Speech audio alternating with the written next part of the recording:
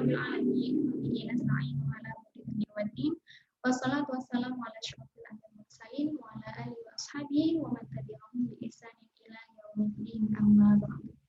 Alhamdulillah, kita panjatkan puji syukur kita kepada Allah SWT karena banyak sekali nikmat yang Allah berikan kepada kita, terutama nikmat iman dan Islam. Alhamdulillah, insya Allah semuanya dalam keadaan sehat walafiat sehingga kita masih bisa terus untuk menimba ilmu. Yang kedua, tak lupa kita panjatkan kepada junjungan kita Nabi besar Muhammad SAW karena beliaulah ya, atas perantara beliau yang mengantarkan kita dari zaman yang penuh dengan kejahiliaan yaitu menuju ke zaman yang penuh kemuliaan dengan hadirnya Islam.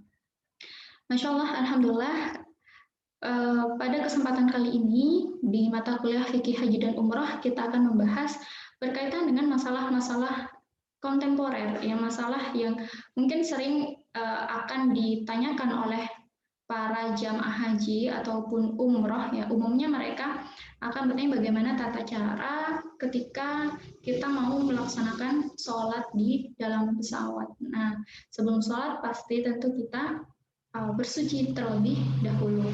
Nah, maka bagaimana tata caranya? Nah, ketika kita bersuci, gitu ya,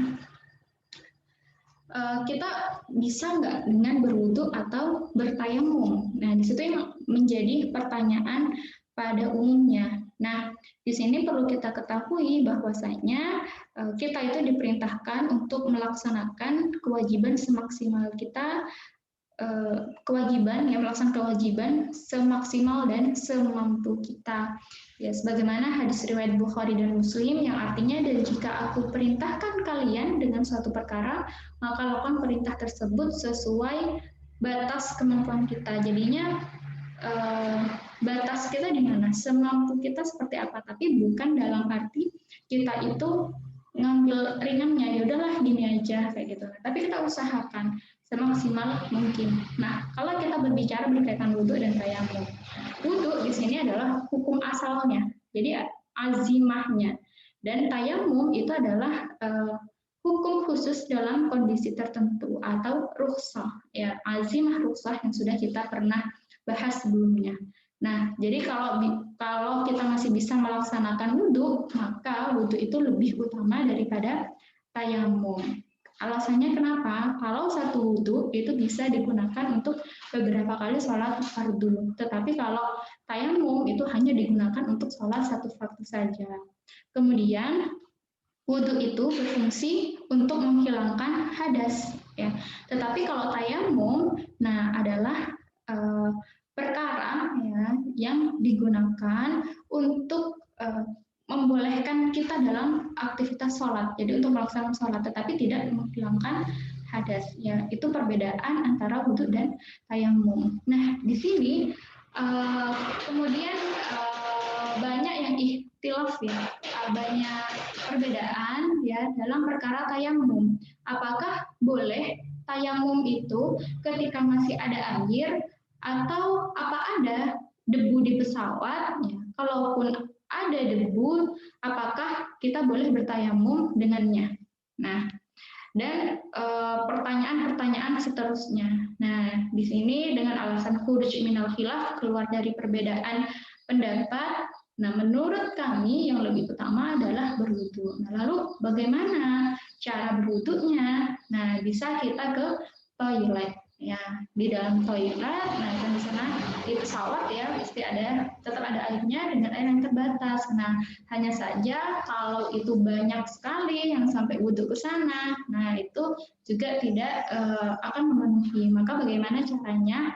Yaitu bisa berwudhu di kursi, ya, dengan air yang kita bawa dalam botol air sprayer.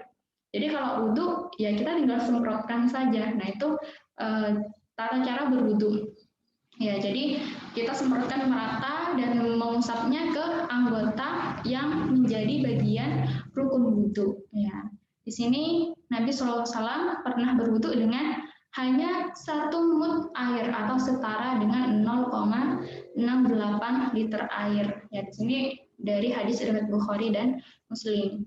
Nah, kalian bisa mencari 0,08 liter itu seperti apa sih? Ya, itu nggak nyampe 1 liter ya, jadi ini setengah liter air. Nah, kemudian bagaimana tata cara sholat di dalam pesawat? Nah, kalau kalian lihat di situ kan ada space ya, ada jarak gitu ya. Nah, jadi kita itu sholatnya berdiri apa duduk gitu. Nah, di sini prinsipnya sama dengan bersuci, melaksanakan perintah secara maksimal hingga batas kemampuan kita. Nah, kalau misalnya kita sudah take off ya atau sebelum pesawat itu landing, nah maka kita sholat itu kan pasti di dalam pesawat. Nah, di dalam pesawat, nah maka bisa kita lakukan dengan jamak ya, jamak takdim ataupun jamak qashar. Ya, jadi kita melihat waktunya di mana? Kita melihat waktunya bisa melihat cahaya ya yang ada kondisinya di mana. Di pesawat itu lebih mudah untuk melihat posisi matahari di mana. Nah, jadi kalau misalnya matahari sudah mau tenggelam, berarti sudah waktunya asar gitu ya. Kalau tenggelam, berarti di situ waktunya maghrib gitu ya. Kemudian nanti kalau sudah pekat banget, nah berarti itu waktu isya. Nah nanti kalau mulai muncul satu titik cahaya, gitu. Nah itu berarti sudah ada fajar shodiq. Nah berarti di situ sudah waktu sholat subuh. Nah jadi di sini kita perlu tahu juga waktu-waktu sholat. Kemudian wajib untuk menghadap kepada arah kiblat. Nah kiblatnya di mana? Nah, kalau kita kebingungan di pesawat kiblatnya di mana, nah kita bisa menggunakan GPS. Ya, jadi kita atur ya di situ di mana arahnya ya atau misalnya dari kru pesawat mungkin ada yang akan mengarahkan atau dari pemimpin rombongan di pesawat itu akan memberikan segala informasinya berkaitan dengan waktu sholat, arah kiblatnya di mana, gitu ya. Nah, sehingga jamaah tidak kebingungan lagi. Nah, terus kalau sholatnya itu andai kata bisa sholat di space ya, jarak yang ada di antara itu ada jalan tengah itu, kalau misalnya bisa sholat di situ, ya silahkan. Hanya saja pertanyaannya kan begini, pasti di situ ada kru pesawat yang mungkin lewat di situ gitu ya karena itu jalan umum gitu atau ada orang yang kemudian mau ke kamar mandi dan seterusnya. Jadi ketika kita tidak memungkinkan ya posisi kita sholat berdiri, nah maka di sini ada rukhsah yaitu boleh untuk sholat dalam keadaan duduk. Nah, jadi ini yang kemudian bisa kita laksanakan. Jadi jangan sampai kita itu meninggalkan sholat.